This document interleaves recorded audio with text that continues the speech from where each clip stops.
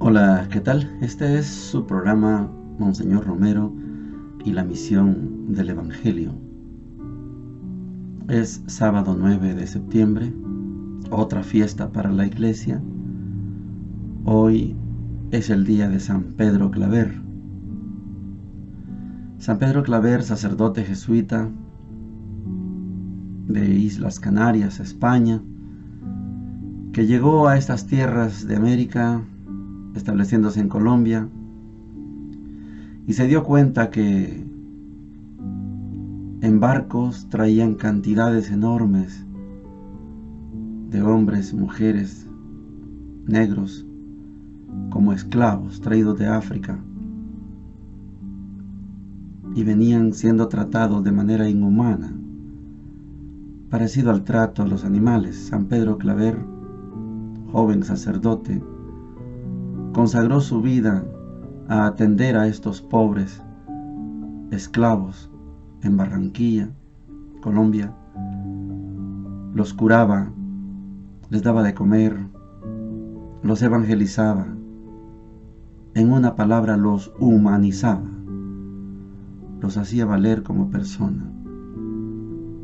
La congregación de los jesuitas se oponía, no le gustaba que San Pedro hiciera esto. Pero él, si hay que salir por la ventana, se tiraba por la ventana cuando veía llegar un barco. Esto es maravilloso cuando alguien comprende el sentido humano. San Pedro Claver es el patrono del hogar de ancianos que tenemos aquí en Armenia desde el año 2001. Ya son 22 años de trabajo y 22 años que vemos llegar ancianitos, ancianitas, 22 años que vemos morir ancianitos, ancianitas. Esta semana hemos perdido dos ancianitos. Anoche perdimos a don José, a Pepe. El trabajo del asilo es maravilloso porque, como hemos escrito en algunos documentos, se les acompaña en el ocaso de su vida hasta que terminan sus días, como Pepe. Ayer, después de estar hospitalizado, ya con insuficiencia respiratoria, se nos marchó. Nos quedan 26. De repente Pepe va a dar permiso para que llegue otro hombre, otro ancianito al asilo, y así. El abrazo para las hermanitas de los pobres de San Pedro Claver, donde quiera que nos escuchen, porque su trabajo es así, su carisma es así, atender al necesitado por amor. Eso les enseñó Madre Marcelina, su fundadora. Hoy se celebra misa en el asilo de ancianos a las 11 de la mañana para poder hacer partícipe de esa fiesta a estos adultos mayores que están en el asilo, en el hogar San Pedro Claver. En la primera parte vamos a irnos al segundo pensamiento, segundo elemento de las señales que dicen si hay o no hay reino de Dios. De esto estamos hablando con Monseñor y vamos a estudiar el segundo, es cortito. Dice Monseñor, lo segundo que digo es mirar cómo la liberación tiene que arrancar del pecado. Todos los males tienen una raíz común y es el pecado. Si elimináramos el pecado de nuestras vidas, bueno, estaríamos en la trascendencia. Y la trascendencia es la gran solución. El pensamiento para hoy, cortito también, pero fundamental y profundo, dice lo siguiente: sin Dios no puede haber un concepto verdadero de liberación. Liberaciones inmediatistas sí las puede haber, pero liberaciones definitivas, sólidas, solo los hombres de fe las van a realizar. Hasta ahí, cortito. Sin Dios no puede haber un concepto verdadero de liberación. hay que distinguir liberaciones inmediatistas. ¿Sí? Liberaciones inmediatistas. Para allá. No sabemos para mañana. La liberación que ofrece Jesús es liberación eterna. Pocos nos lo creemos. Mucha gente vive el día a día y no está pendiente de la eternidad, ni quieren saber de la eternidad. Por eso solo los hombres y mujeres de fe podemos valorar esa liberación definitiva. Liberación definitiva que lo vamos a estudiar en la segunda parte cuando estemos estudiando la Biblia en la carta a los Colosenses. Liberaciones definitivas. Oigamos a Monseñor. Lo segundo digo que es mirar cómo la liberación tiene que arrancar del pecado. Hay que tener en cuenta que todos los males tienen una raíz común y es el pecado. En el corazón del hombre están los egoísmos, las envidias, las idolatrías, y es allí donde surgen las divisiones, los acaparamientos. Como decía Cristo, no es lo que sale del hombre lo que mancha al hombre, sino lo que está en el corazón del hombre, los malos pensamientos. Purificar pues esa fuente de todas las esclavitudes. ¿Por qué hay esclavitudes? ¿Por qué hay marginaciones? ¿Por qué hay analfabetismo? ¿Por qué hay enfermedades? ¿Por qué hay un pueblo que gime en el dolor? Todo eso está denunciando que existe el pecado. La pobreza, dice Medellín, es una denuncia de la injusticia de aquel pueblo. Por eso, la trascendencia de la liberación arranca del pecado, y la Iglesia siempre estará predicando: arrepiéntanse de sus pecados personales. Y le dirá como a la adúltera: ya no te condeno, te has arrepentido, pero no vuelvas a pecar. El pecado es el mal siempre. Como quisiera decirles, hermanos, a todos los que le dan poca importancia a estas relaciones íntimas con Dios, que le den la importancia que tiene. No basta decir: yo soy ateo, yo no creo en Dios, yo no lo ofendo. Si no es cuestión de que tú creas, es que objetivamente tú tienes rotas las relaciones con el principio de toda vida. Mientras no lo descubras y no lo sigas y no lo ames, tú eres una pieza descoyuntada de su origen, y por eso llevas en ti mismo el desorden, la desunión, la ingratitud, la falta de fe, de fraternidad.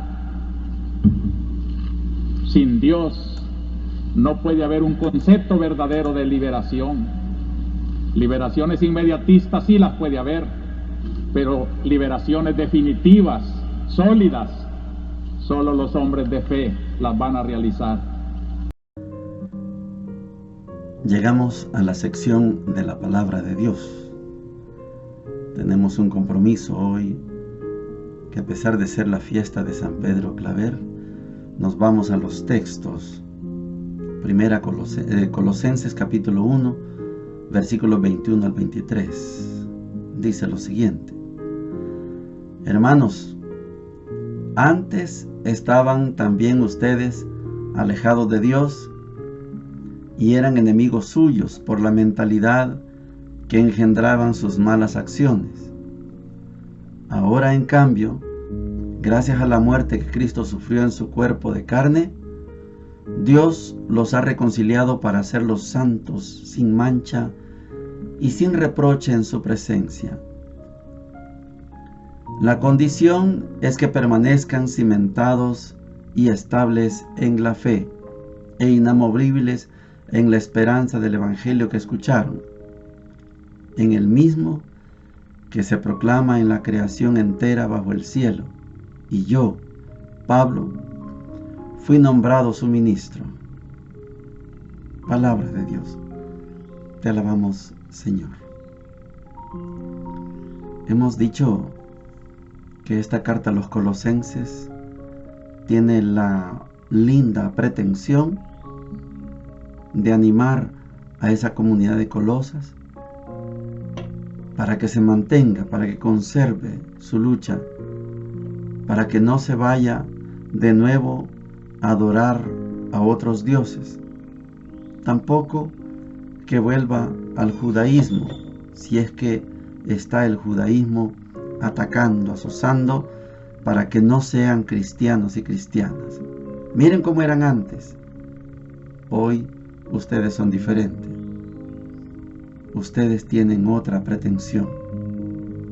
Hoy ustedes, gracias al sacrificio, gracias a la reconciliación que Dios hizo con ustedes por la muerte de cruz en su carne de Jesús, ustedes son santos. Hay un gran cambio de vivir en el pecado a ser santos y santas. ¿Cuál es el evangelio que se les ha predicado a ustedes? El mismo, el que viene desde la creación. El mismo que escucharon ustedes es el que yo escuché. El mismo que ustedes están escuchando, estoy escuchando yo. Y yo soy, San Pablo se atribuye el título, soy ministro de este evangelio. Soy ministro de Dios. Recuerde que San Pablo no tuvo un encuentro personal, físico, con Jesús. No. Tuvo un encuentro, sí, una visión, y fue suficiente para que San Pablo dejara la religión judía y se viniera al cristianismo. Algunos críticos de la Biblia proponen, sostienen que por el cambio que dio San Pablo es el fundador del cristianismo. Algunos críticos así lo miran. Pero para el resto, para nosotros, nosotras, podemos decir no, como uniéndonos al pensamiento de Pablo Richard. Jesús aparece y funda un movimiento de Jesús, un movimiento cristiano, movimiento, no iglesia, movimiento. Y ese movimiento fue tomando fuerza, hasta que más adelante se conforma en una iglesia. No fue San Pablo el que fundó el cristianismo, fue Jesús que inició un movimiento. Comenzó con 12, se le unieron unas cuantas mujeres, de repente eran 100, de repente 1000, 5000. Fue el movimiento. En la experiencia que vamos a estudiar ya el otro domingo, vamos a tener primero Dios el otro video de los Hechos de los Apóstoles. Ya vamos a ver lo fundamental de ese surgimiento del movimiento de Jesús y cómo se va constituyendo la iglesia. El evangelio de hoy, les decía ayer que finalizamos el capítulo 5. Hoy comenzamos el capítulo 6, versículos del 1 al 5. Dice lo siguiente: un sábado, Jesús atravesaba un sembrado. Sus discípulos arrancaban espigas y frotándolas con las manos, se comían el grano. Unos fariseos les preguntaron: ¿por qué hacen en sábado lo que no está permitido? Jesús les replicó: ¿no han leído lo que hizo David cuando él y sus hombres sintieron hambre? Entró en la casa de Dios, tomó los panes presentados que solo pueden comer los sacerdotes, comió él y les dio a sus compañeros, y añadió: el Hijo del Hombre es Señor del sábado. Palabra del Señor. Gloria y honor a ti, Señor Jesús. Ya se metió en problemas Jesús. Estamos en Lucas y hemos llegado al capítulo 6. capítulo 6 de Lucas es de los capítulos más duros, más férreos. Yo les invito a que siempre tengamos de referencia el discurso, aquella intervención que Jesús tuvo en la sinagoga de Nazaret. He sido enviado a evangelizar a los pobres, a dar la vista a los ciegos, a anunciar la liberación a los cautivos, a anunciar el año de la gracia del Señor. Ahora los discípulos tienen hambre, van por un campo de trigo. Para los que conocen el trigo, es una plantación bajita, a media altura. Se pueden arrancar las espigas, los granos, frotarlos, quitar la cáscara y comer el trigo. Es una actividad ordinaria que hace cualquier persona que pasa por un sembrado. Voy, miro un mango, corto el mango. Es una actividad ordinaria. Pero los fariseos, críticos de lo que está comenzando en esto que llamamos el movimiento de Jesús, ellos con sus 613 normas, 613 mandamientos, ellos todo lo van a juzgar desde los 613 mandamientos. ¿Por qué hacen eso que está prohibido hacer en sábado? Lo que está prohibido en sábado es trabajar. Ellos no están trabajando. Están saciando su hambre. Podría llamársele a esto una travesura, un robo para el dueño del trigo, pero lo hace todo el mundo. Los fariseos, con sus 613 leyes, están juzgando nada más y nada menos que a un grupo de hombres que tienen ya la libertad al lado de Jesús. Y Jesús fundamenta. ¿No han oído lo que pasó con el rey David? Venía huyendo de Saúl, andaba con su tropa, entró al templo, habla con el sacerdote: tenemos hambre, aquí solo tengo los panes presentados, dame de esos panes. Y comió él y el ejército de David. Es que Jesús ya comienza una tarea que lógicamente fue la tarea que le dio el acta de sentencia de muerte. Jesús toca dos estructuras fuertes por las cuales se mata: el sábado y el templo. Hoy estamos llegando a la estructura del sábado. El sábado y el templo son dos instituciones. Todavía hoy hay muchos hermanos y hermanas que defienden el Shabbat, el sábado, porque citando la creación, el séptimo día Dios descansó. Y como allá en el Deuteronomio se dice que esa fiesta será de guardar para siempre, entonces guardan el sábado para siempre. Hay muchas iglesias, voy a decir religiones, que se llaman así israelitas. Hay religiones sabatistas, se les llama, como los adventistas del séptimo día. Su día de descanso comienza a las 6 de la tarde del viernes pasan todo el día sábado y termina el Shabbat el sábado a las 6 de la tarde. 24 horas de descanso.